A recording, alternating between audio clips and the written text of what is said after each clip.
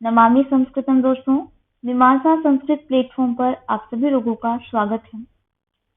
दोस्तों, मीमांसा प्लेटफॉर्म पर यह एक सीरीज प्रारंभ की है जो मूलतः यूपीएससी संस्कृत ऑप्शनल से संबंधित है। इस सीरीज का मुख्य उद्देश्य यूपीएससी के प्रीवियस ईयर पेपर को सॉल्व करना है। सीरीज के अंतर्गत हम अभी तक पूर्व के वीडियोस में सन 2022 तथा सन 2021 के प्रश्न पत्रों को हल कर चुके हैं। इसके अलावा हम अभी आज सन 2020 के अंतिम प्रश्न को सॉल्व करेंगे जो मूलतः व्याख्या से संबंधित होता है। ठीक है, अगर आपने इन वीडियोस को नहीं देखा है तो इन वीडियोस की प्लेलिस्ट का लिंक आपको डिस्क्रिप्शन में मिल जाएगा, वहां जाकर के आप इन वीडियोस को जरूर देखिए। ठीक है, आज हम यहाँ पर प्रश्न संख्या 8 की बात करेंगे जो कि अंतिम प्रश्न है 2020 का, मतलब पेपर 2 का। ये मूलतः नाटकों से संबंधित होता है दोस्तों। ठीक है, इसमें क्रमशः स्वप्नवास वदतम, अभिज्ञान शाकुंतलम तथा उत्तराम चरितम, इस प्रकार से 3 नाटक हैं। इनके कुछ कुछ अंश हैं, मतलब पूरे नाटक नहीं हैं, तो वो आप देख ही लेंगे सिलेबस में। ठीक है, सिलेबस आपको नहीं है तो आप सिलेबस के लिए हमें कमेंट कर सकते हैं। अब आज हम बात करते हैं इनकी व्याख्या किन किन से संबंधित है।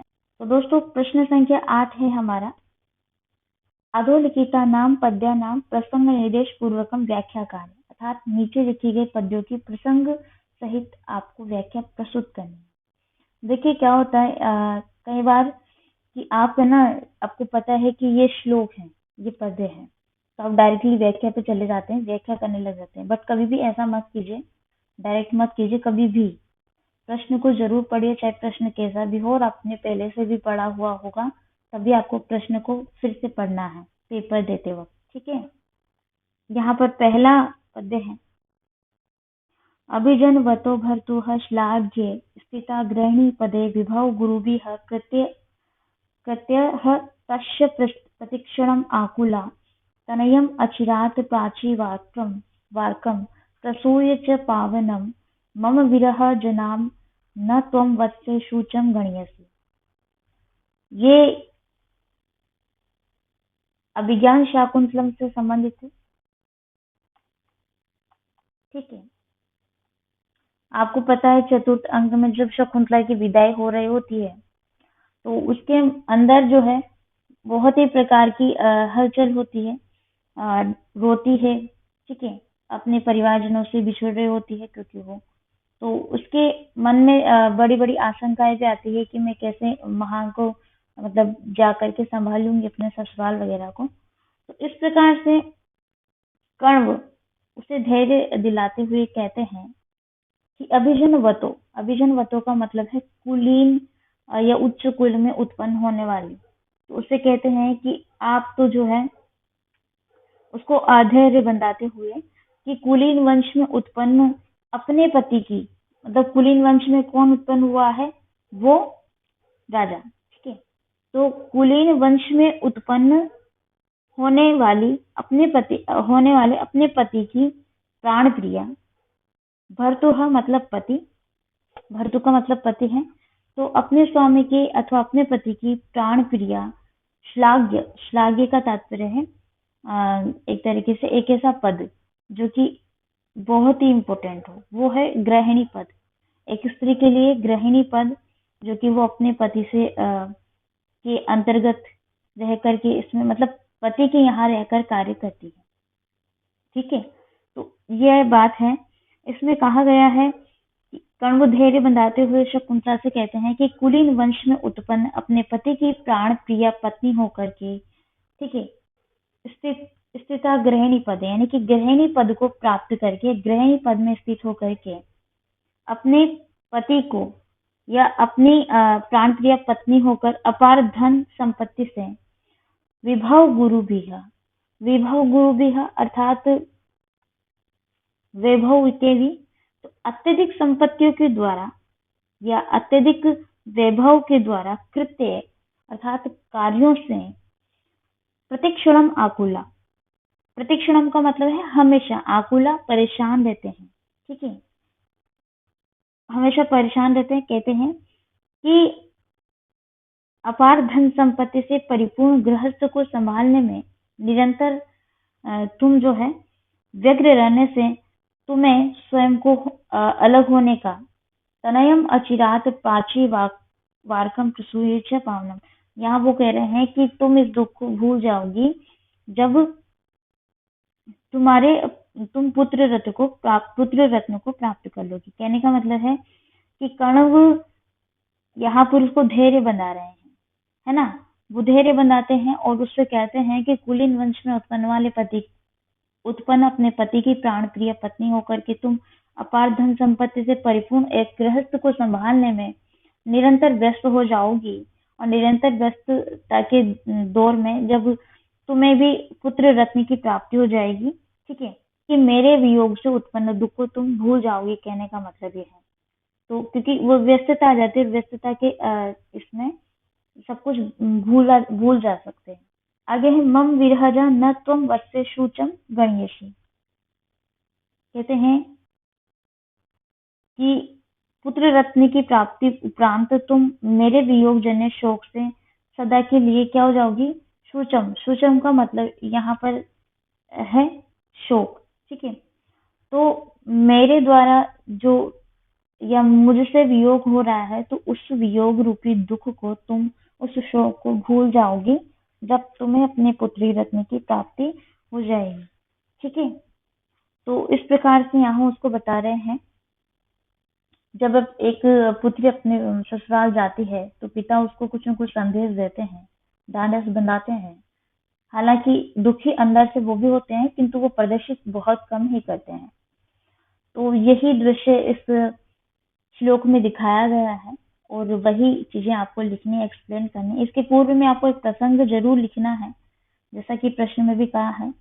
प्रसंग में आप बता सकते हैं कि कवि कालिदास द्वारा रचित अभिज्ञान शाकुंतलम नाटक के चतुर्थ अंक से ये पद्य उद्धृत हुआ है और इसके प्रसंग के विषय में बता सकते हैं कि यहाँ कौन सा दृश्य प्रस्तुत किया गया है, ठीक है। अपने शब्दों में आपको लिखना है।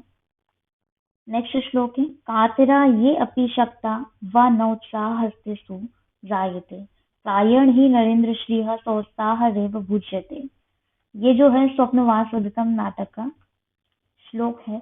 देखिए क्या होता है, अंतिम मतलब आप देखते हैं षष्ठम अंक में दोनों विवाहित हो जाते हैं।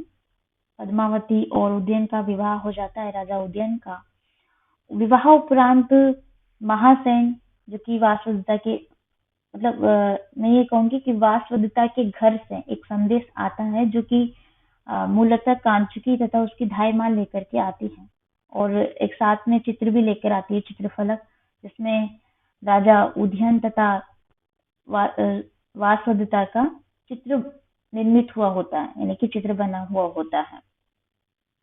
तो उसमें वहां पर राजा का जो संदेश है कांचुकी देता है और उस राजा के संदेश को कांचुकी किस प्रकार से कहता है वो इस श्लोक में बताया गया है। अर्थात ये श्लोक जो है मूलतः कांचुकी द्वारा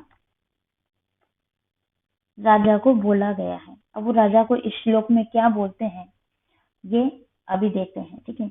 लेकिन मैं यहाँ पर आपको श्लोक के पीछे का बैकग्राउंड क्यों बताती हूँ, वो दृश्य क्यों बताती हूँ, ताकि आप चीजों को रिलेट कर पाए। बिकॉज आपने स्टोरी सुनी हुई है तो उससे आपका पद्य जब रिलेट हो जाता है तो आप उसको लिख पाते हैं और यही चीज आपको लिखते वक्त भी करनी है।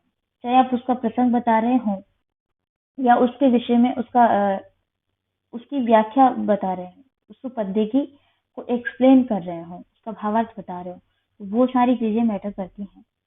दृश्य बताने से आपको चीजें क्लियर हो जाती है कि क्या बोला जा रहा है, कौन बोल रहा है, ठीक है। तो यहाँ पर कांचुकी राजा उदयन से बोलते हैं। देखिए राजा उदयन ने राज्य जीत लिया है, ठीक है। राजा उदयन जो कि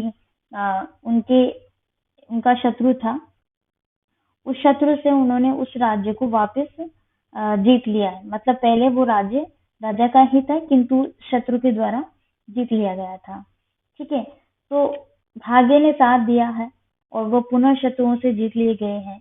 इस क्रम में वो उदयन से जो बातें कहते हैं निश्चित रूप से उदयन को के अनुकूल तो नहीं है, किंतु एक उपदेश प्राणी मात्र को देती ही है।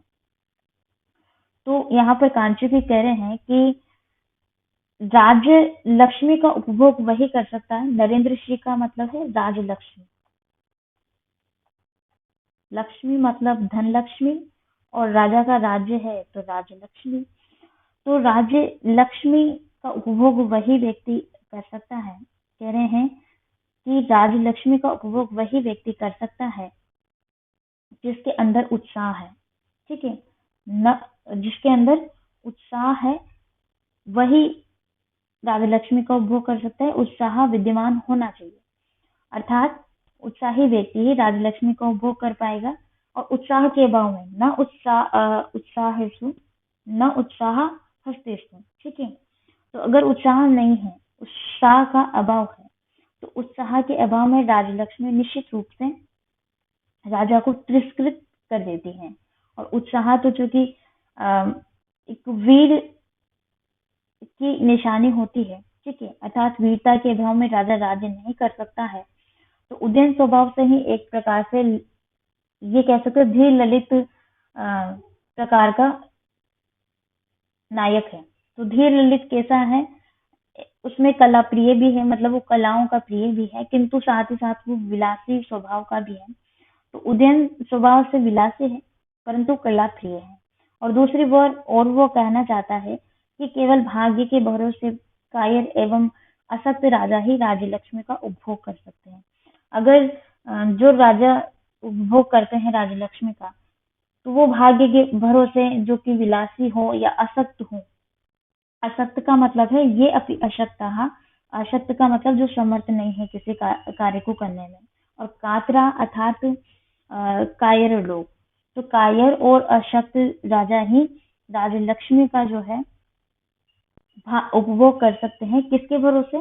भाग्य के भरोसे। ठीक है, तो भाग्य के भरोसे तो वे लोग ही जो है राजलक्ष्मी का उपभोग कर सकते हैं। कायर एवं असमर्थ में कभी उत्साह जागृत हो भी नहीं सकता है। ठीक है, न जायते नहीं हो सकता है, जागृत नहीं हो सकता है। और अपने इसी गुण के अभाव में उदयन को इस प्रकार का जो है बात सुननी पड़ती है कांचुकी के मुख से। ठीक है, तो ये यहाँ पर कांचुकी सिर्फ वास्तविकता को नहीं बता रहे हैं, ये सच्चाई बता रहे हैं कि राजा जब विलासी हो जाता है, या एक तरीके से ये कहें कि कार्य में ध्यान नहीं देता है, तो उस प्रकार की गलती कहीं ना कहीं उदयन ने भी की है। और शायद इसी वजह से वास्तविकता को खोना पड़ा है। तो ये चलो ठीक है, तो उन्होंने वास्तविकता बताई है कहीं न कहीं। कांचुकी के माध्यम से कवि ने यहाँ पर एक राजा का कर्तव्य है, एक राजा को कैसे रहना चाहिए, उसके कर्तव्य करने चाहिए, मतलब कार्य करने चाहिए। ठीक है, कर्तव्य पालन करना चाहिए, वो चीजें कहीं न कहीं इसके भावार्थ में निहित है। ठीक है, तो अभी ज्यादा डिटेल में नहीं जाना है।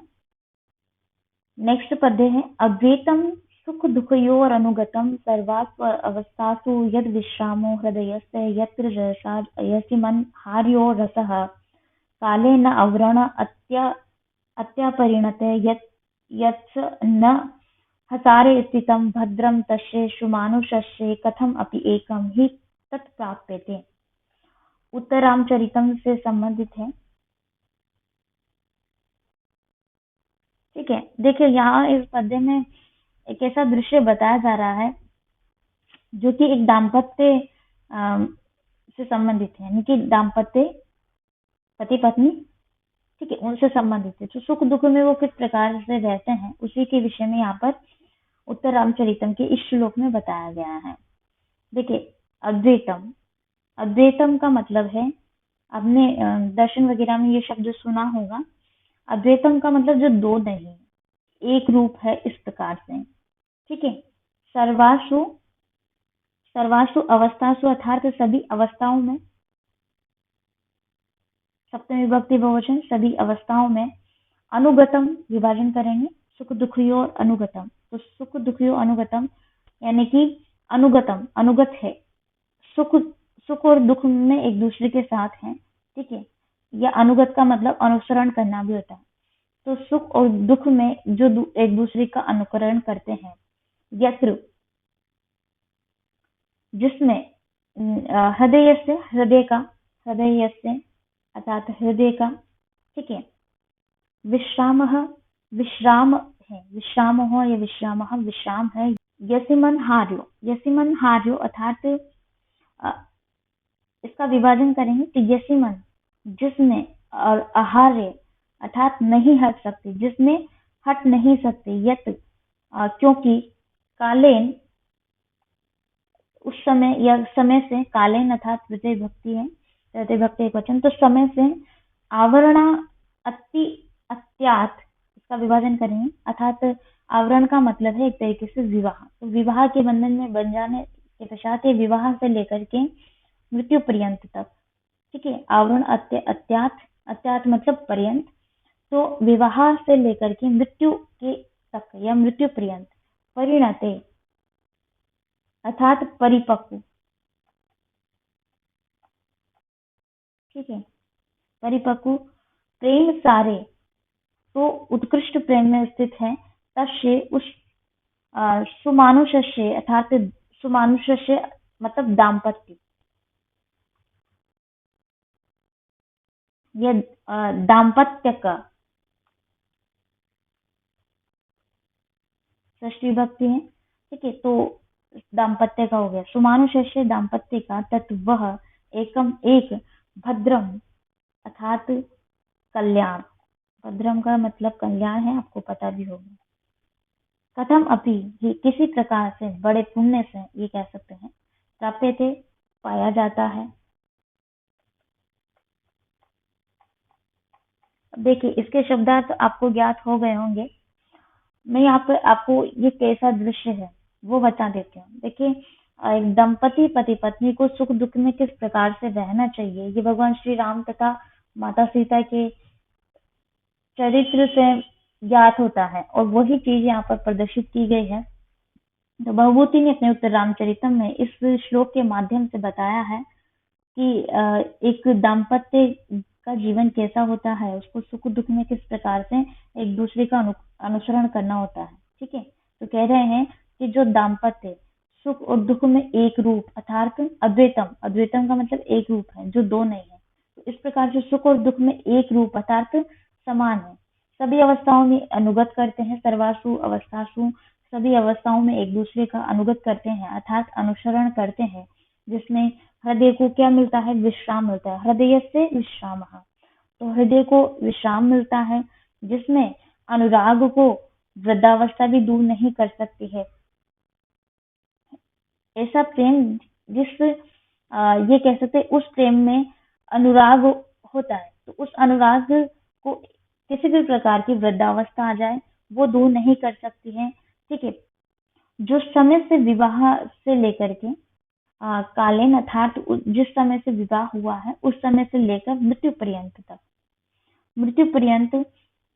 मृत्यु पर्यंत परिपक्व एवं उत्कृष्ट प्रेम में स्थित रह करके या स्थित रहता है। एक दाम्पत्य जो जोड़ा होता है, पति पत्नी का संग होता है, वो विवाह से के समय से लेकर के मृत्यु पर्यंत परिपक्व एवं उत्कृष्ट प्रेम में स्थित रहता है, और यही एक मतलब कर्तव्य भी है पति पत्नी का एक दूसरे के प्रति। तो यहाँ पर बताया गया है कि उस दाम्पत्य का वह एक कल्याण, भद्रम वो कल्याण, एकम एक कल्याण बड़े पुण्य से ही प्राप्त किया जा सकता है, तक प्राप्त अर्थात प्राप्त किया जाता है। तो दाम्पत्य के विषय में बताया जा रहा है कि दाम्पत्य सुख और दुख में एक रूप है, समान है, सभी अवस्थाओं में एक दूसरे का अनुसरण करते हैं, जिसमें हृदय को विश्राम भी मिलता है, शांति मिलती है, ठीक है, जिसमें ऐसा प्रेम जो जिसकी उत्कृष्टता या हमें कह सकते हैं उसके पराकाष्ठा पर हो, उसमें वृद्धावस्था भी उस प्रेम को दूर नहीं कर सकती है कभी भी, चाहे किसी भी प्रकार की वृद्धावस्था आ जाए, चाहे किसी भी प्रकार की बीमारी आ जाए, तो वो भी ऐसी जो चीजें हैं वो भी उस प्रेम को दूर नहीं कर सकती, उस अनुराग को दूर नहीं कर सकती, जिस समय से विवाह से लेकर ये कह सकते हैं मृत्यु पर्यंत उत्कृष्ट प्रेम में स्थित रहते हैं, वैसा वो उत्कृष्ट प्रेम जो उस दाम्पत्य का कल्याण करता है और बड़े पुण्य से ही शायद ही वो किसी को ऐसा प्रेम प्राप्त होता है। ठीक है। हर दाम्पत्य को वैसा प्रेम नहीं मिलता है। तो यहाँ पर एक दाम्पत्य के विषय में बताया गया है माता सीता तथा राम जी के माध्यम से। उम्मीद करती हूँ कि इसका तात्पर्य आपको समझ में आया होगा। अब आप इन प्रश्नों को लिखने का जरूर से प्रयास कीजिए। ठीक है। क्योंकि लेक्चर देखने से कुछ नहीं होगा जब तक आप लिखने का प्रयास नहीं करेंगे। तो लिखिए कुछ। यहीं पर मैं अपनी वाणी को विराम देती हूँ। आप सभी लोगों का बहुत बहुत धन्यवाद। नमामि संस्कृतम।